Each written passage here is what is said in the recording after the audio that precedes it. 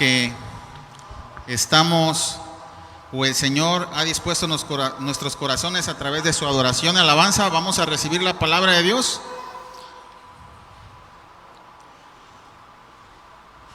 Vamos a comenzar con la diapositiva. Bueno, recuerdan que hemos estado compartiendo la palabra a través de las prédicas de versículo a versículo, capítulo a capítulo de Lucas, y ahorita vamos en el capítulo número 3. Recordemos, en el primer capítulo vimos la vida de Zacarías y Elizabeth, los cuales eran un matrimonio que eran justos delante de Dios, y que Zacarías era sacerdote del templo, pero también de su casa. Ellos eran los padres de Juan el Bautista, y ellos recibieron la promesa de tener un hijo a cierta edad ya avanzada, y estuvieron orando por ello mucho tiempo, y llegó esa bendición a sus vidas, y no tan solo llegó un hijo, sino un hijo de Dios, el cual se encargó de allanar el camino para que nuestro Señor Jesucristo llegara. Y vemos también en el capítulo 2 la vida de María y José, y estuvimos enfocándonos también en la vida de María y la vida de Elizabeth, mujeres piadosas, con fe puesta en el Salvador. Y hemos estado aprendiendo a través de cada parte que estamos viendo en la Biblia, a través de experiencias de personas comunes como nosotros, pero que tuvieron una relación con el Señor de alguna u otra manera. Y los vemos a ellos perfectos, no, ¿verdad? Los vemos imperfectos como todo ser humano, pero aprendemos también de cada situación en la cual ellos se han visto envueltos a través de esa relación que tuvieron con nuestro Señor y Creador. Entonces, ahorita vamos a comenzar en Lucas 3 y vamos a orar. Bendito Dios, Padre amado, Señor. Estamos aquí, Señor, delante de ti porque queremos aprender cada día más a estar en obediencia a ti, agradarte, Señor. Agradarte no solamente, Padre, porque sí, Señor, sino por disponernos a obedecerte, Padre. Ayúdanos, Señor, a recordar siempre tu palabra. Ayúdanos a que este corazón perverso y engañoso que tenemos sea transformado conforme al tuyo. Que tu palabra, Señor, en este momento sea predicada con poder y denuedo a través de mi boca, y que los corazones de los que estén escuchando sean transformados. Te lo rogamos en el nombre de Cristo Jesús. Amén.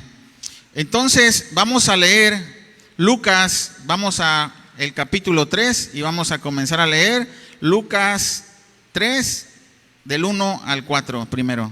Lucas 3 del 1 al 4, busquen en sus Biblias y vamos a leerlo. En el año 15 del imperio de Tiberio, César, siendo gobernador de Judea, Poncio Pilato y Herodes, tetrarca de Galilea, y su hermano Felipe, tetrarca de Iturea y de la provincia de Traconite, y Lisanías, tetrarca de Abilinia, y siendo sumos sacerdotes Anás y Caifás, vino palabra de Dios a Juan, hijo de Zacarías, en el desierto, y él fue por toda la región contigua al Jordán, predicando el bautismo del arrepentimiento para perdón de pecados, como está escrito en el libro de las palabras del profeta Isaías, que dice: voz del que clama en el desierto, preparad el camino del Señor, enderezad sus sendas. Muy bien, gracias.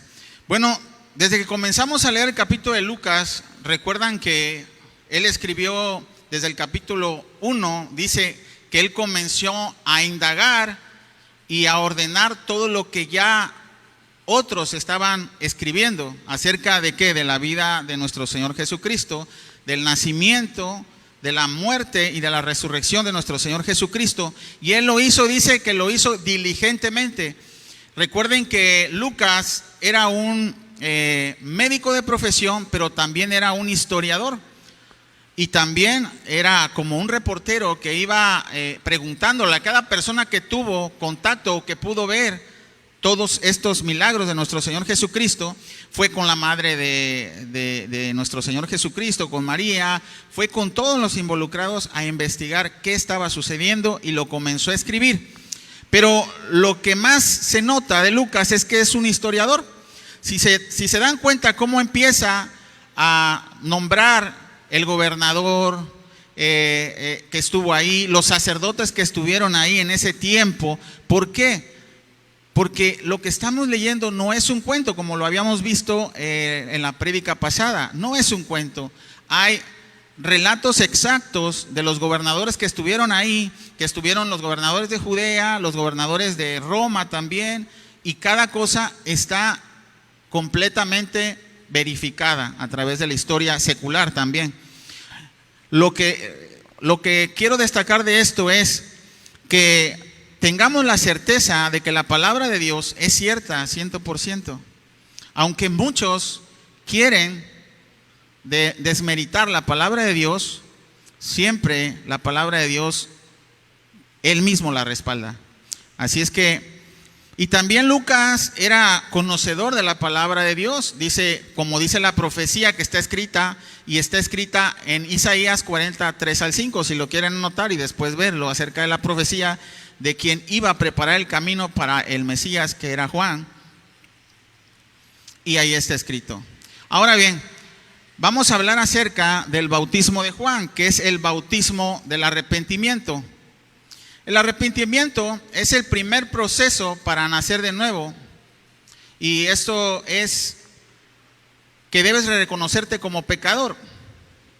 También reconocer que por tus propios medios no puedes salvarte. El reconocimiento de nuestra maldad es el primer paso para arrepentirnos, pero es solo el primer paso.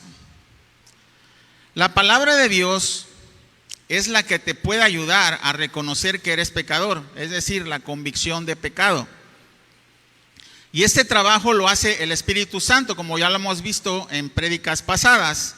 El Espíritu Santo vino al mundo después de la obra perfecta en la cruz para el perdón de nuestros pecados y se encuentra operando en el mundo a través de su palabra y a través de su iglesia. Es nuestra responsabilidad como iglesia bautizar en el bautismo del arrepentimiento como Juan lo hacía. Esa es nuestra responsabilidad. Una iglesia que no confronta el pecado a sus congregantes no está operando en el Espíritu Santo, sino en la carne. Es una iglesia estéril que no genera verdaderos nacidos de nuevo.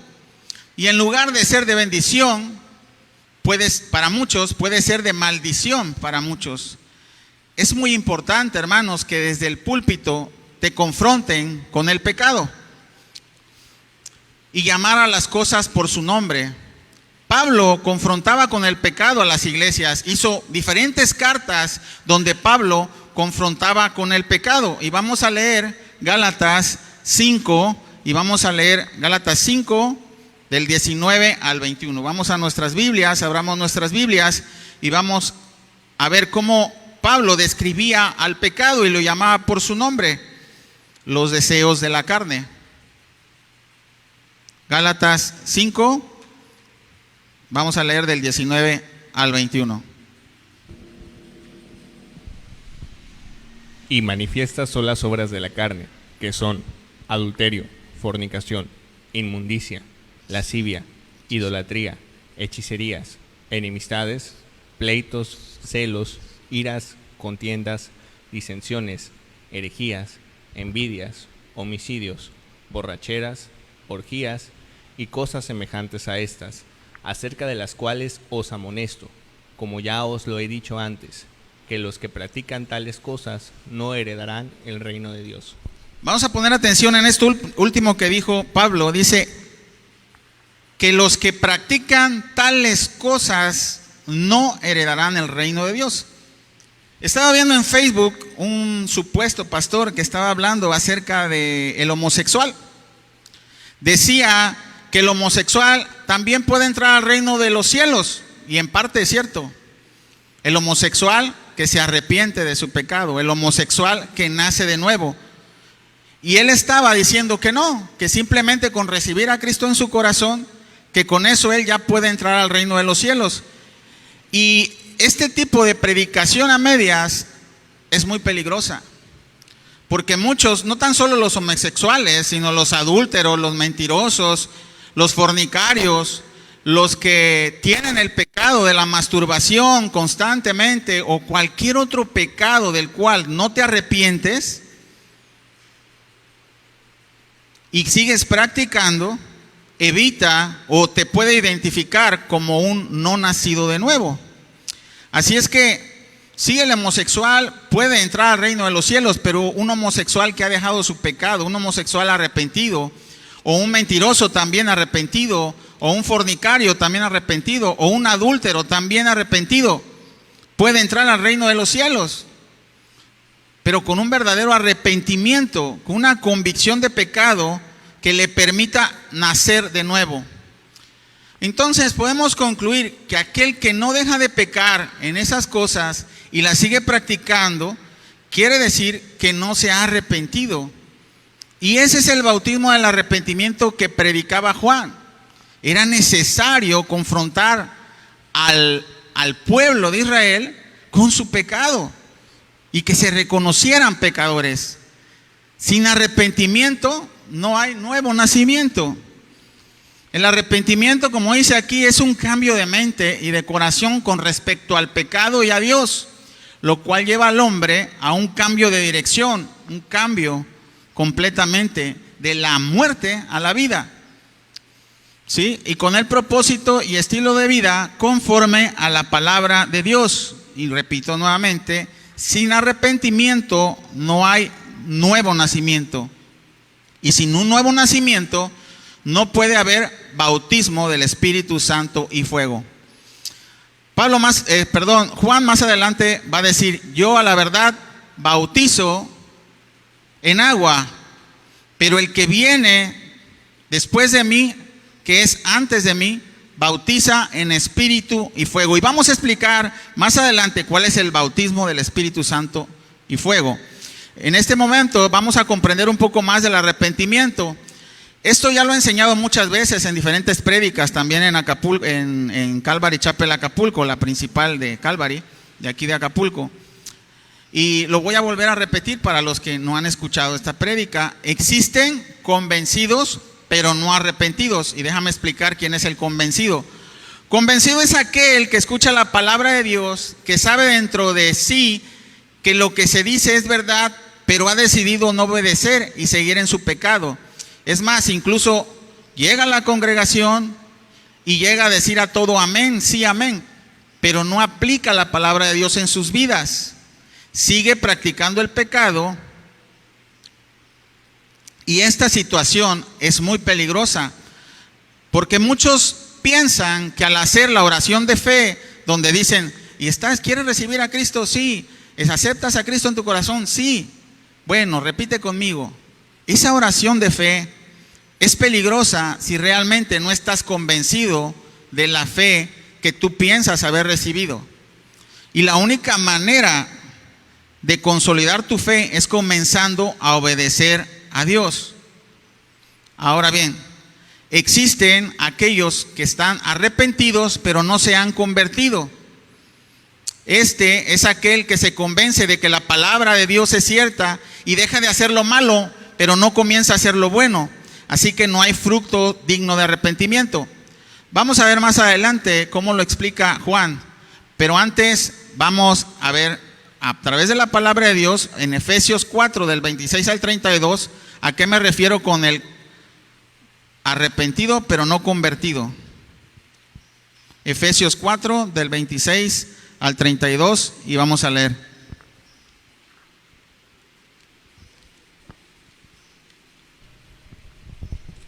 Airaos, pero no pequéis. No se ponga el sol sobre vuestro enojo, ni deis lugar al diablo.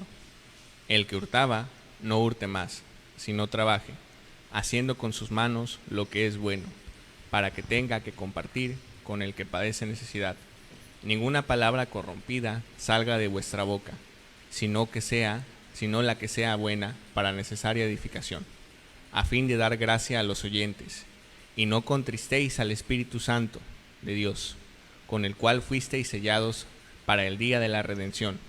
Quítense de vosotros toda amargura, enojo, ira, gritería, maledicencia y toda malicia.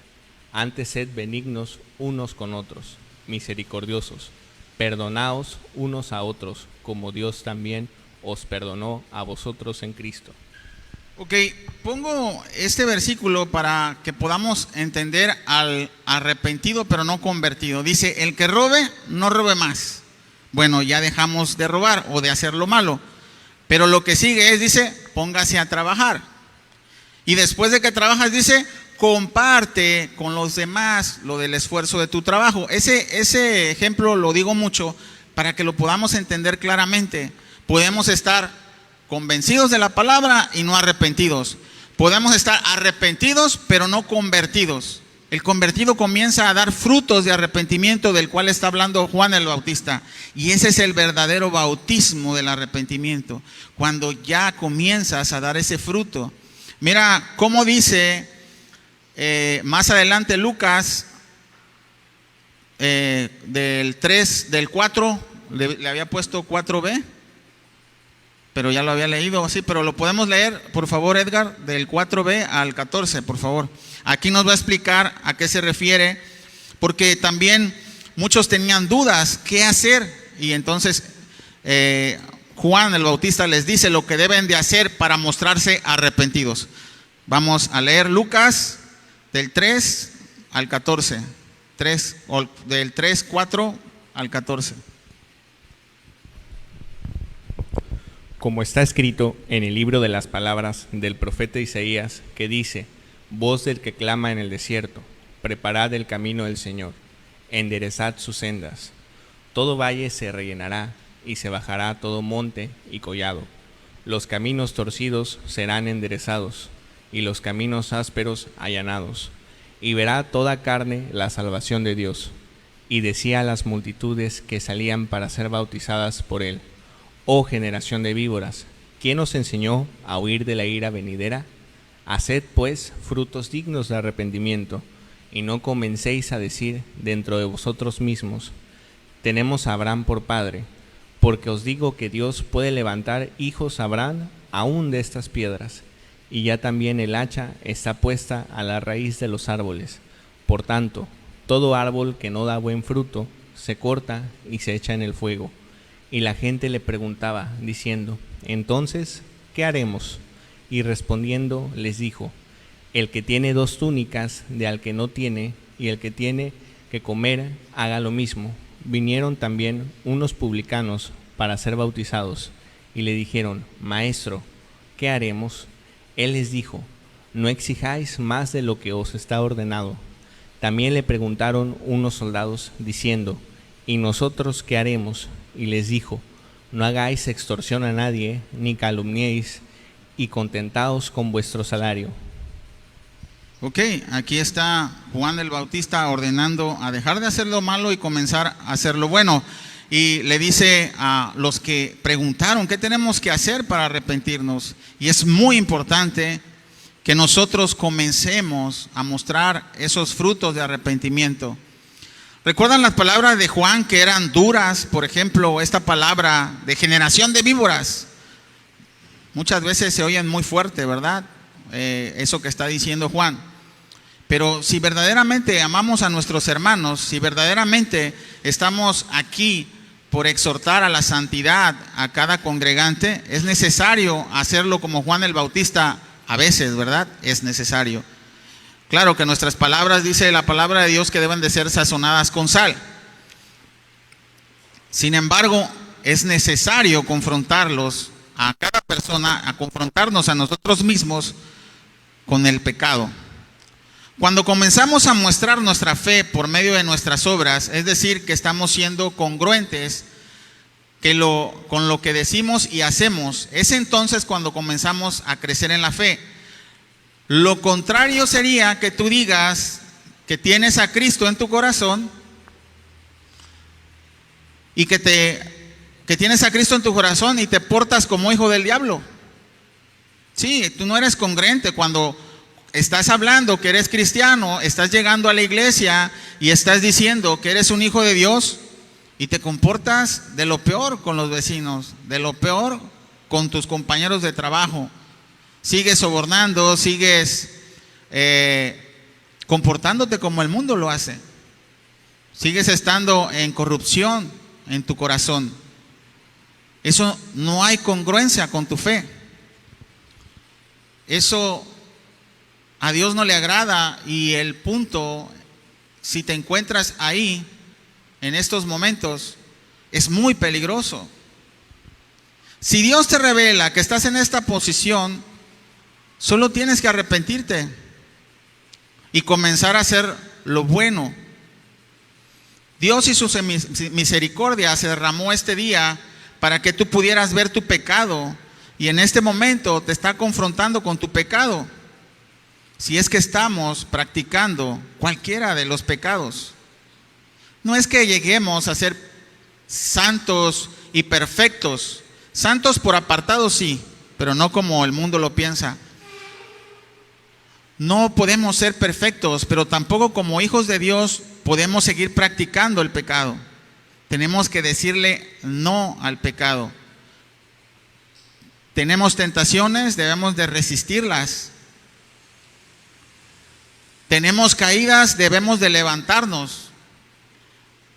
Pero necesitamos ser congruentes con nuestra fe. Si decimos que somos hijos de Dios, tenemos que comportarnos como hijos de Dios y no como hijos del diablo, como está ahí.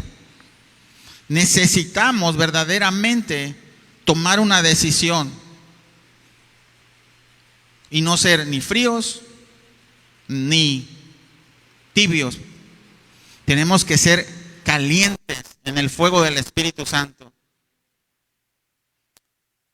Dicho esto, tal y como se debe de decir, porque al pecado se le debe de llamar por su nombre, pecado. No errores, no faltas, no, el pecado. El pecado es pecado y te lleva a la muerte. ¿Por qué digo esto? Porque muchos le dicen distinto. Por ejemplo, tú te encuentras a un hermano y lo saludas. Hola hermano, ¿cómo estás? Y él te ve y te dice, muy bien, solo que estoy luchando. Ay, ¿con qué estás luchando? Perdón, pero ¿estás luchando? No, pues estoy luchando con el cigarro. No puedo dejar de fumar. Y es la verdad. Y es la verdad. Si estamos luchando, debemos de agarrar ese cigarro y tirarlo a la basura. Y estoy hablando de una práctica común. No es porque alguien esté fumando o fume aquí. Ya lo tenía escrito aquí, por eso dije perdón. Pero debemos demostrar esa lucha con acciones. Si estoy resistiendo al pecado es porque he dejado de por lo menos comprar la cajetilla de cigarros. Si estoy resistiendo al pecado, por lo menos estoy con esa ansiedad, pero para evitar esa ansiedad voy a los pies de Cristo y le pido al Señor fortaleza. Voy a su palabra y me da paz. Yo no es que esté señalando a los hermanos que fumen directamente, sino puede ser también otro pecado, el de la pornografía. Si estoy luchando con el pecado de la pornografía, quiere decir que he dejado de seguir esos grupos que me mandan pornografía y los he desechado y he eliminado a mis contactos que me mandan esa pornografía, o por lo menos los he bloqueado. Si estoy luchando con el pecado, tengo que hacer algo que se vea que haya lucha contra la carne, pero no podemos seguir así. Necesitamos verdaderamente cambiar de esos hábitos. Por eso es cambio de mente, el arrepentimiento, metanoia, cambio de dirección. Si estaba haciendo eso, lo tengo que dejar. Y sí, va a haber lucha, pero necesitamos comenzar la lucha. No podemos quedarnos igual. Recuerda, por ejemplo, hablando de la pornografía, recuerda que si tu ojo te hace caer, dice la palabra de Dios, saca tu ojo. ¿A poco prefieres sacarte el ojo antes que eliminar todas tus cuentas que te envían pornografía? ¿O a poco prefieres sacarte tu ojo antes que agarrar y dejar tu celular que tiene todo acceso a internet y toda esa maldad y agarrar y comprarte un chicharito mientras resistes la tentación?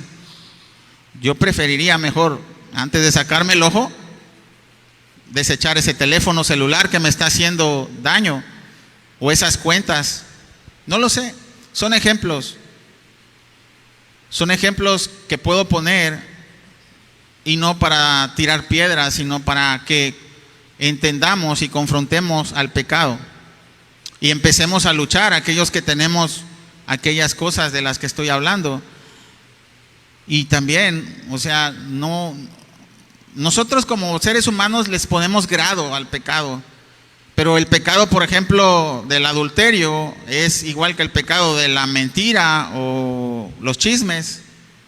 El pecado para Dios es pecado, pero necesitamos desechar todo ese pecado y dejar de practicarlo. Una cosa es que llegues a tropezar en algo y otra cosa es que practiques ese pecado. Es muy distinta. Bueno, ahora vamos a tratar de explicar, o vamos a explicar el bautismo de Juan y el bautismo del Espíritu Santo. Ya vimos la mitad de la explicación del bautismo del arrepentimiento, el que predicaba Juan. Ahora vamos a explicar, en primer lugar, ¿no está ahí? Ok. En primer lugar, me gustaría explicar la raíz de la palabra. La parte de arriba es la palabra en griego y en la parte de abajo se puede traducir como bautizo, y dice ahí que es derivado, dice dejar abrumado, completamente mojado, sumergir o hundir, y es usado solamente en el Antiguo Testamento. Eso es lo que significa bautismo, dejar anegado o sumergir por completo. Eso es lo que significa etimológicamente de la raíz del griego. Ahora bien, el bautismo de Juan era para arrepentimiento. Para que suceda esto es necesario reconocer nuestra condición pecaminosa, como ya lo había dicho antes. Esto solo puede suceder a través de la palabra de Dios. Para que haya bautismo del Espíritu Santo es necesario tener fe en el Evangelio completo.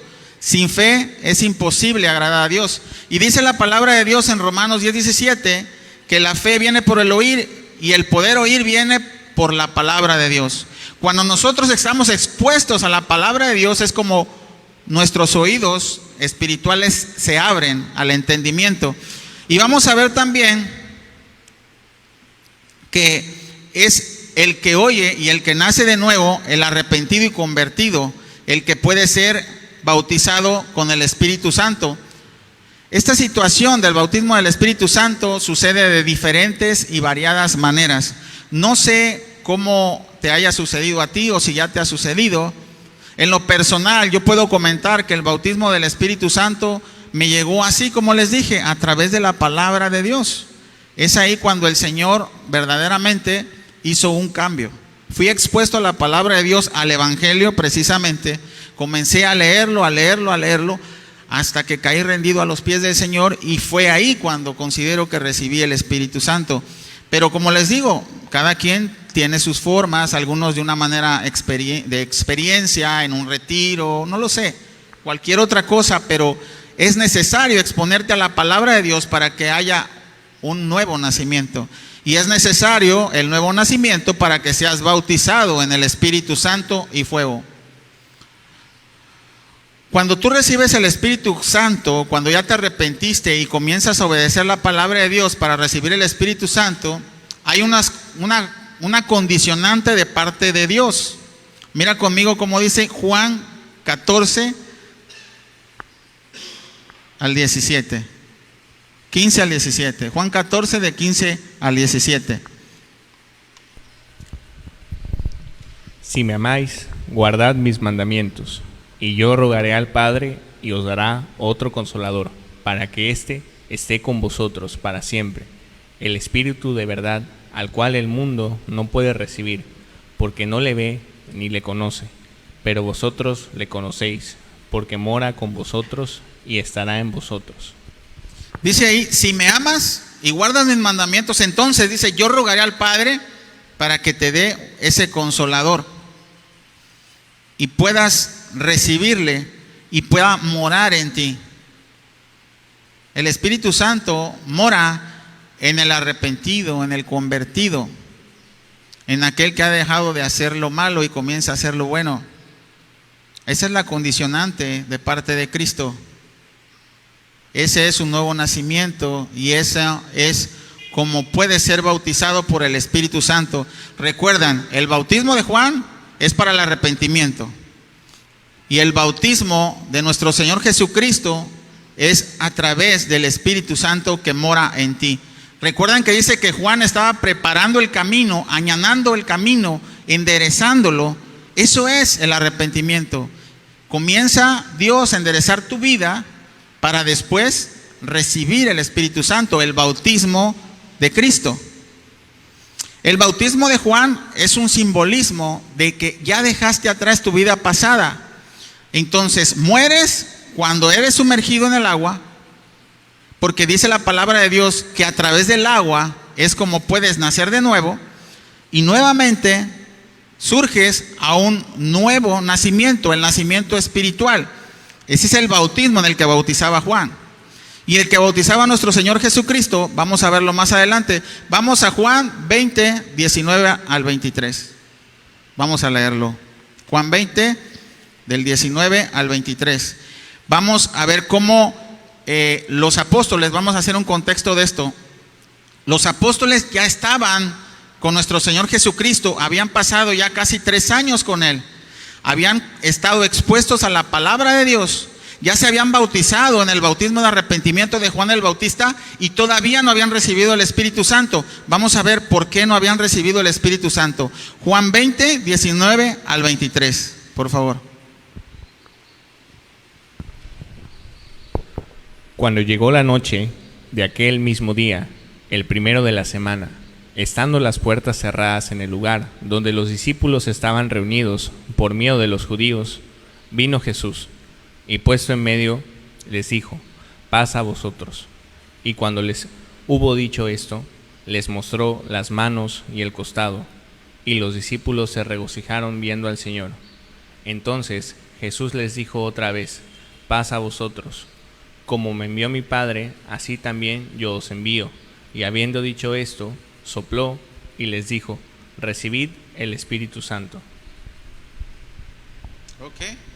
Sopló y les dijo, recibid el Espíritu Santo.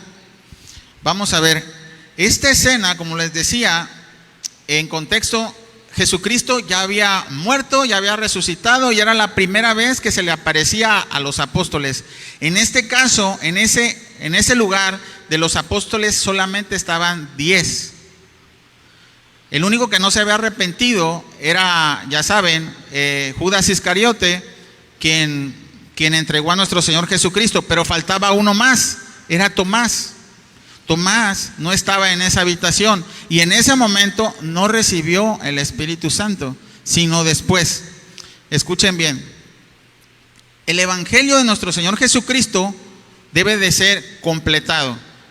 Cristo vino en carne, siendo Dios se hizo hombre, ¿no? Y cuando fue hombre, sirvió, y después de servir, murió en la cruz, y después de morir, resucitó al tercer día.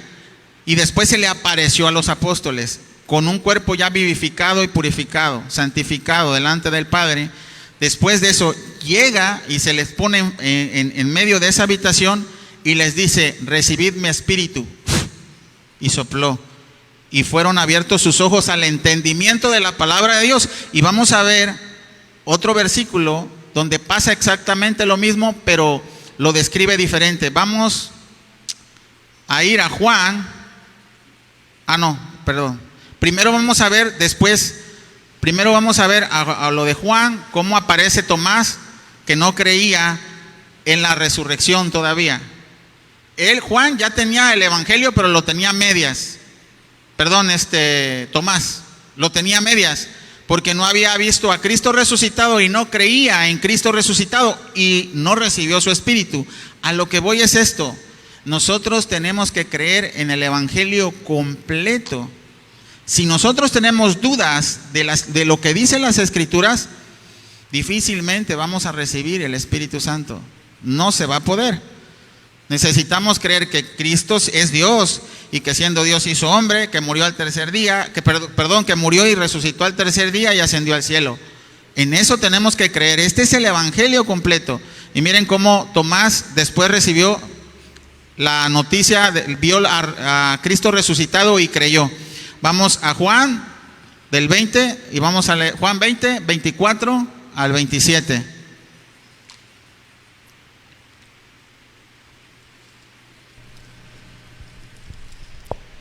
Pero Tomás, uno de los 12, llamado Didimo, no estaba con ellos cuando Jesús vino. Le dijeron, pues, los otros discípulos, al Señor hemos visto. Él les dijo, si no viere en sus manos la señal de los clavos, y metiere mi dedo en el lugar de los clavos, y metiere mi mano en su costado, no creeré. 8 días después estaban otra vez sus discípulos dentro, y con ellos Tomás. Llegó Jesús, estando las puertas cerradas, y se puso en medio, y les dijo, paz a vosotros. Luego dijo a Tomás, pon aquí tu dedo, y mira mis manos, y acerca tu mano, y métela en mi costado, y no seas incrédulo, sino creyente. Ok, ahí creyó Tomás. Ahí está el Evangelio completo. Tomás posteriormente recibió el Espíritu Santo, seguramente que sí. Vamos a ver esto mismo que sucedió, pero en otra perspectiva. Vamos a ir a Lucas, nos vamos a adelantar al capítulo 24 y vamos a leer del 44 al 45. Y voy a explicar esta parte, fíjense bien. Lucas 24 y vamos a leer 44 y 45.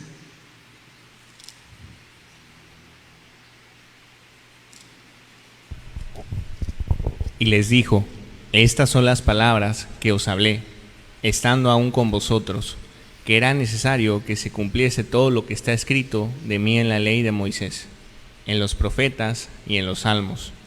Entonces les abrió el entendimiento para que comprendiesen las Escrituras. Esto fue lo que sucedió cuando estábamos viendo en Juan 20 que se apareció. Es lo mismo, pero lo explica Lucas de una manera distinta, desde otra perspectiva. Y dice aquí, pongan atención, entonces les abrió el entendimiento. Es ahí donde dice en la otra parte, y sopló el Espíritu de Dios. Cuando nosotros tenemos el Espíritu Santo, entonces podemos tener entendimiento de la palabra de Dios y podemos discernir espiritualmente lo que dice la palabra de Dios. Y es lo que sucedió con los apóstoles en este momento. Sopló, recibió el Espíritu Santo, se les abrió el entendimiento de las palabras. Claro, los apóstoles ya conocían la palabra de Dios como buenos israelíes, como buenos judíos. Ellos conocían toda la Torá y se la sabían casi de memoria, pero no podían ver la figura de Cristo en la palabra escrita, hasta que sopló el Espíritu de Dios y pudo tener entendimiento. Es una bendición que nosotros ahora podamos comprender y podamos ver a Cristo en toda la Escritura. Desde el Génesis hasta el Apocalipsis podemos ver la figura de Cristo en todo momento. ¿Por qué? Porque ya tenemos abierto el entendimiento a través del Espíritu Santo que mora en nosotros. Entonces, vamos a explicar ahora el bautismo del Espíritu Santo y fuego. Vamos a enfocarnos ahora en el fuego. El fuego representa la purificación. Cuando nosotros nos bautizamos en el Espíritu Santo, comenzamos un proceso de purificación que Jesús hace a través de su palabra y a través de los diferentes acontecimientos que suceden en tu vida. A través de las pruebas empieza la purificación. Mira conmigo en Primera de Pedro y vamos a leer el 1:7. Primera de Pedro 1:7.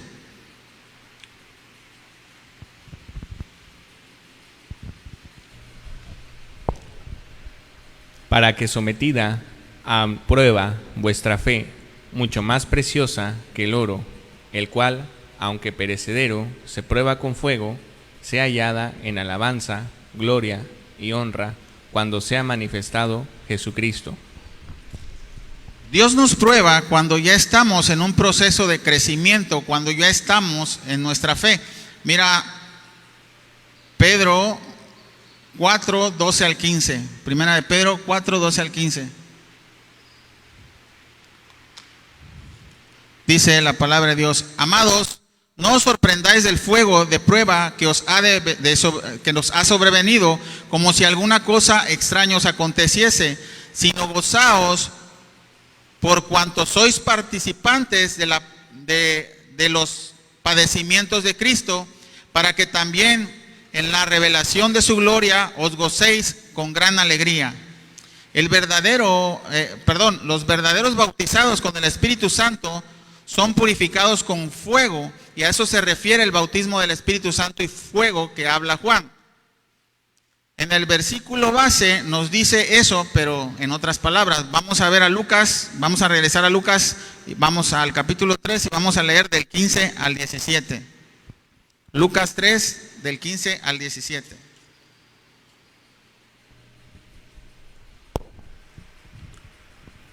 Como el pueblo estaba en expectativa, preguntándose, todos en sus corazones, si acaso Juan sería el Cristo, respondió Juan, diciendo a todos: yo a la verdad os bautizo en agua, pero el que viene, uno más poderoso que yo, de quien no soy digno de desatar la correa de su calzado, él os bautizará en fuego, Espíritu Santo. Él os bautizará en Espíritu Santo y fuego. Su aventador está en su mano y limpiará su era, y recogerá el trigo en su granero, y quemará la paja en fuego que nunca se apagará. Ok, vamos a seguir leyendo hasta el 20, por favor, Edgar. Con estas y otras muchas exhortaciones anunciaba las buenas nuevas al pueblo. Entonces Herodes el tetrarca, siendo reprendido por Juan a causa de Herodias, mujer de Felipe su hermano, y de otras las maldades que Herodes había hecho, sobre todas ellas añadió además esta: encerró a Juan en la cárcel. Muchas gracias. Entonces, dice aquí que Jesucristo va a limpiar su campo, va a separar la cizaña del trigo, va a recoger su cosecha y entonces dará juicio a aquellos que no se hayan arrepentido. El fuego también, aparte de simbolizar la purificación, también simboliza el juicio. Y también a eso están expuestos aquellos que no se arrepienten. No debemos de sorprendernos de las pruebas que pasamos. Al contrario, las pruebas nos ayudan a crecer en la fe y a tener paciencia, como dice Santiago 1, la prueba de vuestra fe produce paciencia. Tienes muchos problemas económicos o alguna prueba, por ejemplo, económica que tengas, también debes de aprender a discernir entre prueba o consecuencia de tu pecado. Por ejemplo, tienes muchos problemas económicos, pero ¿por qué vienen esos problemas económicos? Vamos a ver un ejemplo. Un hermano, otra vez te encuentras hola, ¿cómo estás, hermano? No, muy bien, gracias a Dios, pero ¿qué pasó? No, pues tengo problemas económicos. ¿Por qué? Si tú estabas muy bien. No, es que perdí mi trabajo. Pero ¿cómo? Si estabas bien sólido en tu trabajo y todo. Es que mi patrón me gritó y no aguanté y le di un golpe en la cara y me corrió y no encuentro trabajo. ¿Está en prueba el hermano o está a consecuencia de su pecado pasando las de Caín? Es consecuencia de su pecado, ¿verdad? Ahí tenemos que aprender a discernir si estamos en prueba o es consecuencia de nuestro pecado haber perdido el trabajo porque no tuvimos dominio propio y no fuimos humildes y no nos humillamos para que Dios nos exalte después, ¿verdad? No practicamos la fe y por eso hay consecuencias del pecado, pero no es prueba. Entonces hay pruebas que vienen de parte de Dios para que te purifique, para que te santifique, para que seas purificado y salgas como oro precioso. Pero hay también consecuencias del pecado. Los problemas económicos pueden venir a consecuencia de tu pecado, de haber gastado todo lo que tienes en tu tarjeta de crédito, de hacer mal uso de los bienes que Dios te da. Y se los digo por experiencia, porque a mí me ha pasado, ¿verdad? No crean que no, a mí también me ha pasado eso. Entonces hay que aprender también a discernir cuando vienen las pruebas a nuestra vida y cuando viene la consecuencia de nuestro pecado, y ser honestos también con el Señor y pedir que nos ayude a salir de esto y ya no volver a hacer lo mismo, ¿verdad? Para no seguir en lo mismo, pecando y con las mismas consecuencias. Bueno, vamos a seguir leyendo. Ahora vamos a leer, voy a volver a repetir Lucas 3 del 18 al 20 porque quisiera explicar algo. Lucas 3 del 18 al 20. Está mal ahí.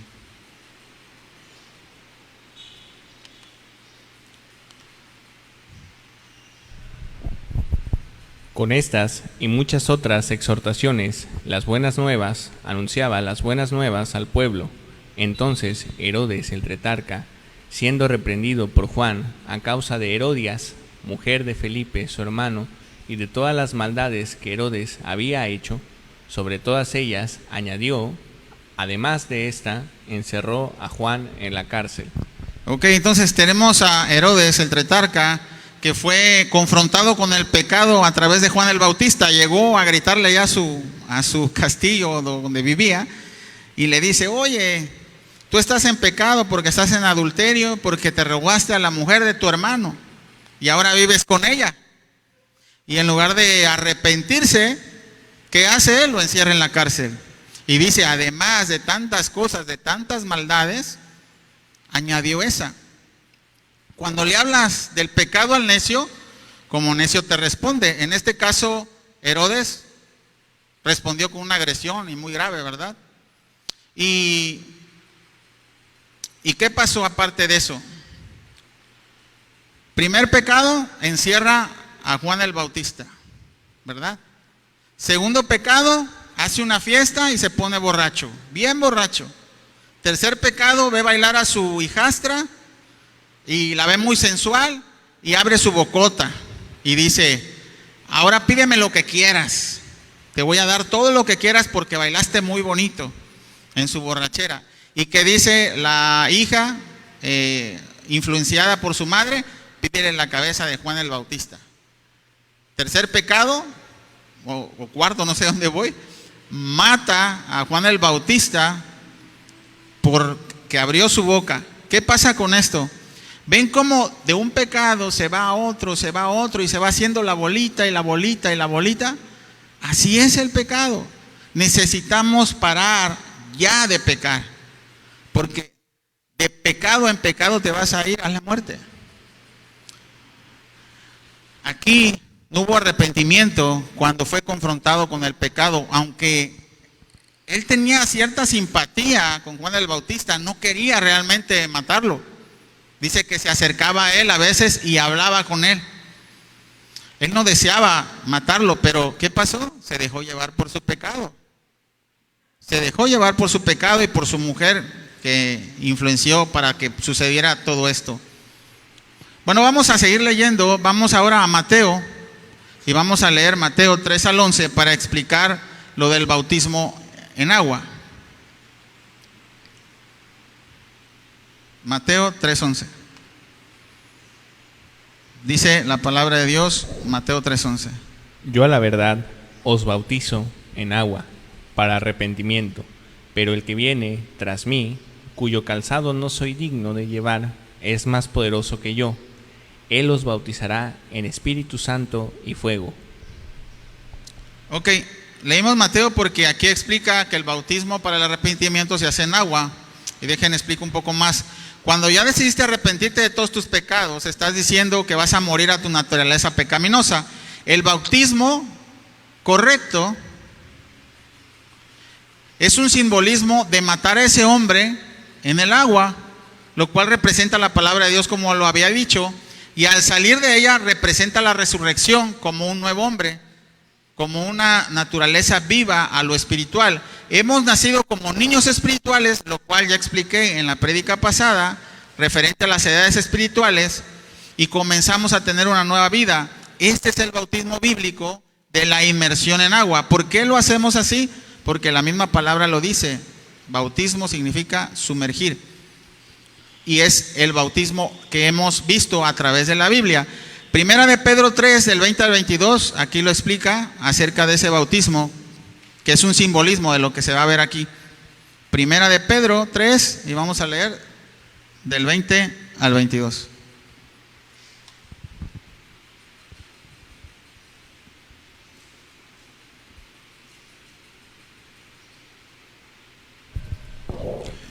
Los que en otro tiempo desobedecieron, cuando una vez esperaban la paciencia de Dios, en los días de Noé, mientras se preparaba el arca, en la cual pocas personas, es decir, 8, fueron salvadas por agua. El bautismo que corresponde a esto ahora nos salva, no quitando las inmundicias de la carne, sino como la aspiración de una buena conciencia hacia Dios, por la resurrección de Jesucristo, quien habiendo subido al cielo, a la diestra de Dios, y a él están sujetos ángeles, autoridades y potestades. Entonces nosotros podemos nacer de nuevo a través del bautismo del Espíritu Santo. El simbolismo que está hablando aquí, vamos a explicarlo un poquito más, es cuando llegaron los días de Noé, murió todo pecado. Todo pecado fue sumergido en el agua, a eso se está refiriendo. Cuando Noé salió del arca, nació a un nuevo nacimiento, pero seguía en ese cuerpo corruptible, había corrupción, pero había mayor entendimiento acerca de la relación con Dios y lo espiritual que deseaba Dios para con ellos. Volvieron a tener una relación, Dios, Noé y su familia, más estrecha. Y a eso se refiere el nuevo nacimiento, el arrepentimiento y el bautismo en agua. Mira conmigo cómo se bautizaban bíblicamente. Hechos 8, vamos a leer del 36 al 38. Ahora sí me estoy tardando porque es un tema muy extenso, pero espero terminarlo rapidito. Normalmente me tardo como 35 minutos, ya creo que vamos como 45. Hechos 8, 36 al 38. Y yendo por el camino, llegaron a cierta agua, y dijo el eunuco: aquí hay agua, ¿qué impide que yo sea bautizado? Felipe dijo: si crees de todo corazón, bien puedes. Y respondiendo, dijo: creo que Jesucristo es el Hijo de Dios. Y mandó parar el carro, y descendieron ambos al agua, y Felipe y el eunuco, y le bautizó. Cuando subieron del agua, el Espíritu Santo se llevó de repente a Felipe, y el eunuco no volvió a verlo, pero siguió alegre su camino. Entonces dice que bajaron al agua, dice, se sumergieron en el agua. Y cuando salieron del agua, entonces se fue Felipe. Estamos hablando de un pasaje donde se le aparece Felipe y evangeliza a un eunuco que era un eunuco etíope. Y entonces él cree en toda la palabra de Dios y que Jesucristo es Dios y es el Hijo de Dios. Y entonces dice, me quiero bautizar, dice, aquí hay agua. Y entonces se bajan y sumergen el agua y entonces es bautizado. Es así como vemos algunas figuras. Ahora vamos a ver en Hechos 2, 37 al 39, acerca de lo mismo, de la ordenanza de bautizarnos. Hechos 2, del 37 al 39, por favor.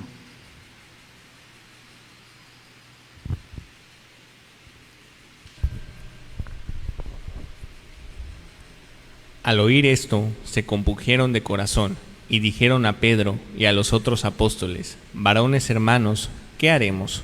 Pedro les dijo: arrepentíos y bautícese cada uno de vosotros en el nombre de Jesucristo para perdón de los pecados, y recibiréis el don del Espíritu Santo, porque para vosotros es la promesa, y para vuestros hijos, y para todos los que están lejos, para cuantos el Señor nuestro Dios llamare. Ok, en contexto, aquí Pedro pronuncia por primera vez el evangelio completo a las naciones, a los judíos que estaban llegando a esa celebración. Es cuando ellos creen en el evangelio completo y les dice: ahora, ¿qué vamos a hacer? Bueno, ahora arrepiéntete y bautízate como Jesucristo lo demanda. Y es entonces cuando ellos pueden recibir el Espíritu Santo. Es importante aquí que cuando dice que se bauticen en el nombre de Jesús, no quiere decir que el bautismo debe de hacerse únicamente a nombre de Jesús, sino en el nombre del Padre, del Hijo y del Espíritu Santo, como nuestro Señor Jesucristo lo ha mandado. Vamos a ir un poquito más rápido. Gálatas 3, del 26 al 27, por favor.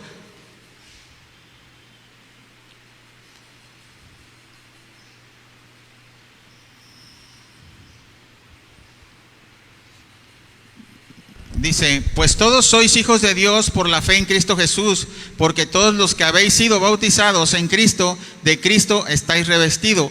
Es aquí a lo que se refiere aquí Pedro cuando dice, bautícense en el nombre de Jesús.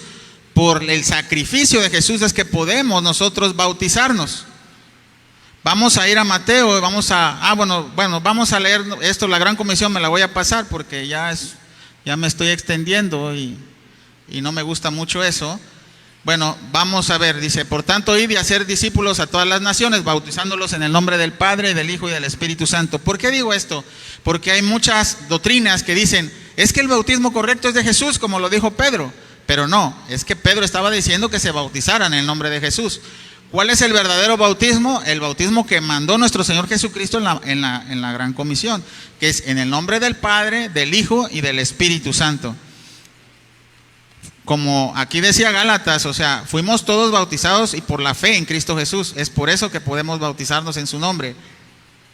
Bueno, ahora bien, lo importante, voy a terminar con esto. Lo importante de esto es que nosotros hagamos conciencia de que, en primer lugar, somos pecadores. En segundo lugar, que necesitamos arrepentirnos. En tercer lugar, que necesitamos salvación. En cuarto lugar, que ese arrepentimiento debe de ser genuino. Debemos de ser congruentes con nuestra fe. Si nosotros decimos que creemos en Cristo, quiere decir que le creemos a Cristo. Y si nosotros decimos que somos de Cristo, quiere decir que nos tenemos que comportar como Cristo nos enseñó. Ahí está el verdadero bautismo del arrepentimiento. ¿Y qué digo con esto? ¿El bautismo es el que me salva? ¿O el arrepentimiento y la fe en Cristo es la que me salva? Es el arrepentimiento y la fe en Cristo, no el simbolismo de sumergirte en el agua. ¿Por qué digo esto? Si tú llegas con alguien que nunca había conocido de Cristo, está a punto de morir y recibe a Cristo verdaderamente con fe, cree en Cristo y se arrepiente en ese momento, no lo vas a sacar del hospital y lo vas a meter al agua para que él sea salvo, ¿verdad? No es así. Pero si verdaderamente su fe es real y su arrepentimiento es real, en menos de un segundo antes de morir, él puede recibir a Cristo verdaderamente y ser una nueva criatura y ascender al cielo. Eso, por eso lo digo, el bautismo en el agua es un simbolismo de lo que ya pasó verdaderamente espiritualmente. Y ahora lo vas a externar al público para decir, miren, yo soy otra nueva criatura. Estás dando testimonio delante de todos que tú ya no eres el mismo, que tú ya te has arrepentido y que has nacido de nuevo, y entonces todos te ven, él es un hijo de Dios ahora. Y es una gran responsabilidad nombrarte, que te nombren o te conozcan como hijo de Dios, porque un hijo de Dios se tiene que comportar como hijo de Dios. Y en las calles te pueden ver y no te van a ver dando mal testimonio. ¿Por qué? Porque si tu bautismo únicamente fue por emoción y no por arrepentimiento genuino, bueno, está bien, ya lo hiciste y ahora te das cuenta que esas cosas todavía no han comenzado a cambiar. Lo único que tienes que hacer es comenzar a hacer lo que dice la palabra, comenzar a obedecer al Señor, y puedes recibir el bautismo del Espíritu Santo, que es el nuevo nacimiento. Solamente así, a través de la obediencia, a través de dar ese testimonio real de que tú has nacido de nuevo, es como puedes recibir el Espíritu Santo y vas a ser probado. Eso es muy importante. De verdad, va a haber pruebas, y esas pruebas es para purificarte, para hacerte crecer, para que tú puedas comenzar a crecer espiritualmente. Bueno, eso es todo, pero me gustaría leer este último versículo para que sepamos qué es lo que viene cuando nosotros volvemos, cuando nacemos de nuevo y somos bautizados por el Espíritu de Dios, en Primera de Corintios 6 al 11. Primera de Corintios 6 al 11. Y esto erais algunos, mas ya habéis sido lavados, ya habéis sido santificados, ya habéis sido justificados en el nombre del Señor Jesús y por el Espíritu de nuestro Dios. Ok, miren, todo lo que pasa cuando ya hay un nuevo nacimiento, cuando ya te bautizaste en el Espíritu Santo, que dice, fuimos lavados de todos nuestros pecados y ahora somos apartados para Dios, santificados, y ahora ya no somos más, somos justificados en el nombre de Jesús. ¿Por qué somos justificados? Porque Cristo nos justificó a través de su muerte. Él pagó por nosotros. Su justicia, la justicia de Dios fue derramada en la cruz a través de Jesucristo. Ahí puso toda su ira y fue derramada en su ira, y Él murió para el perdón de nuestros pecados, y ahora ya no nos vemos nosotros como pecadores, o Él ya no nos ve así, sino como justificados delante de Dios a través de ese sacrificio. Eso es lo que hizo que nosotros pudiéramos nacer de nuevo. Y es por eso que exhorto, hermanos, a que seamos congruentes con nuestra fe en todo momento, porque esa sangre preciosa se derramó, ese inocente pagó por un culpable y pecador como yo, y no puedo estar desperdiciando esa bendición, esa gracia que se derramó. Vamos a orar, hermanos. Padre nuestro, Señor, venimos delante de ti, Padre, porque sabemos que te necesitamos, y queremos en este momento pedirte, Señor, que nos perdones de todos nuestros pecados, que si estamos en falta, Señor, si estamos en pecado, provoques en nosotros ese verdadero arrepentimiento para poder dar frutos, Señor, y dejar de hacer lo malo y comenzar a hacer lo bueno. Señor mío, te pedimos que seamos luz en esta oscuridad, que podamos dar testimonio de que nosotros profesamos tu fe, y que podamos vernos como esos nuevos nacidos, Señor, en ti. Ayúdanos a ser congruentes con nuestra fe y a comportarnos como tú quieres, Señor, en santidad y para tu gloria. Te damos las gracias por esta palabra y bendecimos tu santo nombre y te alabamos y decimos amén. Amén.